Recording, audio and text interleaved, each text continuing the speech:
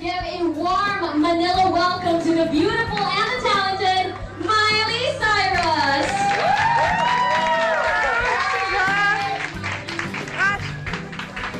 Alright, Miley Cyrus, Nicole, yes, please take a seat. You are so beautiful. I am such a fan.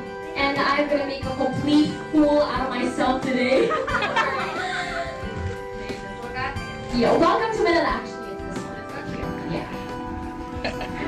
Thanks. Welcome to Manila. How are you feeling? Good. I'm a little thrown off just because of the time difference, but it's awesome. I went to the show this morning and saw some of the fans, so it's gonna be awesome. Is this your first time? Yeah. My brother's been here before, so he told me that the crowd is awesome. We played the same place I'm playing tomorrow. How are you liking it so far? Have you been around? I haven't gotten too much time just because we got here so late last night, but after this is my last day today, so we're just gonna go explore. My mom, the first thing she wants to do is go shopping, of course. So I'll probably end up doing that later. Alright, okay, well, Miley, we have our friends from the press here, and we have a bunch of questions for you that we have in this bowl right here.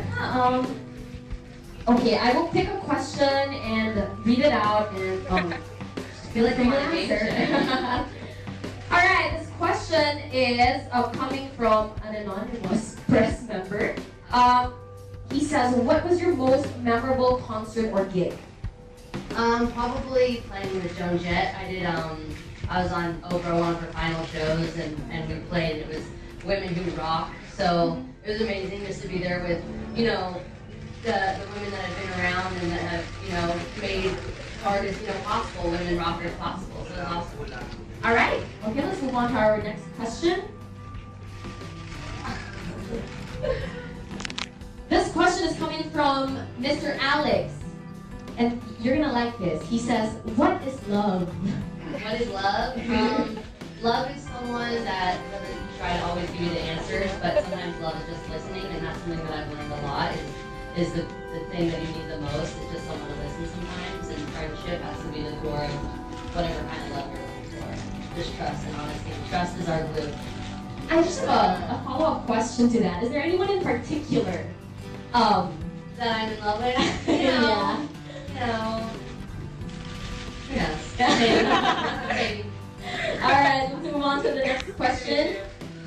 This is coming from Sire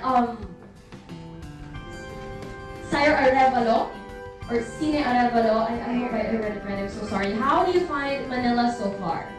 Just, the fans have been amazing. I just went and did a show this morning and saw some of the fans, and they were all super stoked. They all had their signs, and it's just, great. I think when people are excited, and I think it helps when it's your first time coming somewhere. It was that way in South America, and so really looking forward to being here in the Philippines and then going to Australia.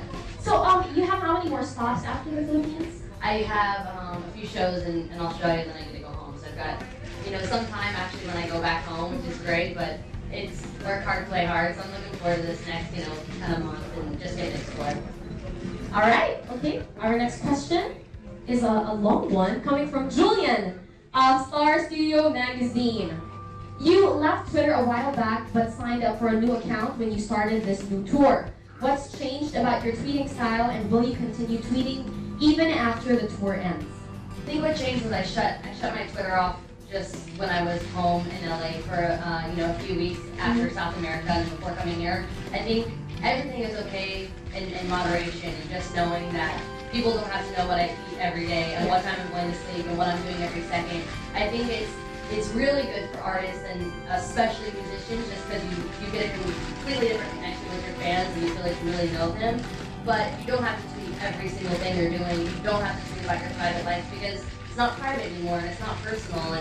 And I don't really care what someone is doing 24/7, and I don't think everyone cares what I'm doing 24/7. So I think just using it when it's that time to connect with your fans, and then you stop using it when it's time to disconnect and just be real for a little bit. That makes so much sense. I will take that piece of advice. And by the way, once it's deleted, there's another Twitter page that is only the deleted tweets. So something is never really deleted. So really read it like 20 times before you put it up, because it's never gone forever. And I just think, it's kind of scary when you put something on the internet, especially I just got 1 million followers, and so to know that 1 million people right away are going to read something, even something that I didn't double check, it's just, I think safer just to really reread your stuff and know that you can stand by whatever statement you make. That's right. So, with having said that, will you be tweeting still after the tour, or? As I'm working, you know, I've got a few things coming up right after. I have a little break, just having vacation time, and I probably won't end, but whatever films I work on, whatever I'm doing, I just think it's good to, when you keep your fans rolling, and also to inform them on what's going on and causes that are important to you and things going on in the world that are important to me. I use it to even, you know, people don't think of me as someone that likes to kind of get into politics or whatever, but I think you can say a lot of things and you can reach a lot of people, and I think that's, you know, nice to be able to share your opinion. Okay. All right. Well, we will be following you on that new Twitter account. Okay. Our next question comes from Wada, Sally Wada from Odyssey. She says, "How do you deal with the fame, and do you still get that alone time with your family and your friends?" I make it super important to have that, you know, and I think it's also, no matter what, you can't get, there's always going to be paparazzi, there's always going to be things like that, you know, in LA, but I think you make it a limit and you know that here's my limit, I deserve respect, I am a person, and I think you just draw your boundaries and you know, if you respect other people and you do it in a way that, you know, is sweet and they don't want to, you know, be mean to you or write bad things, but you just say, this is my family time, this is my friend time, and this is for me personally and for nobody else, and if they don't, you know, follow the rules, then you get into some problems. I think just making sure you separate that, and if you demand respect, you get it. So you're saying once you make it clear to the paparazzi that, you know, I'm the kind of person that don't want every bit of my life publicized, they respect that? No, yeah, totally. I think if you just get like the right dues, and if someone isn't respecting what you're saying, I mean, it's illegal. If you're saying don't follow me, you're scaring me. It's not okay, and also I don't love, you know, weird, creepy dudes hiding in bushes and taking pictures of me in my bathing suit, and then someone judging me on who looks better in the same bathing suit as me. You know, that's stupid and it's ignorant, and it's such a waste of space. There's so many great things out there to read. You spend your time reading that. It's like, I don't know. I just think it's super important just to kind of block that out, especially if you're in my position, because it sucks. All right. Okay. Well, we definitely have friendly press here in the Philippines, so that shouldn't be a problem for you.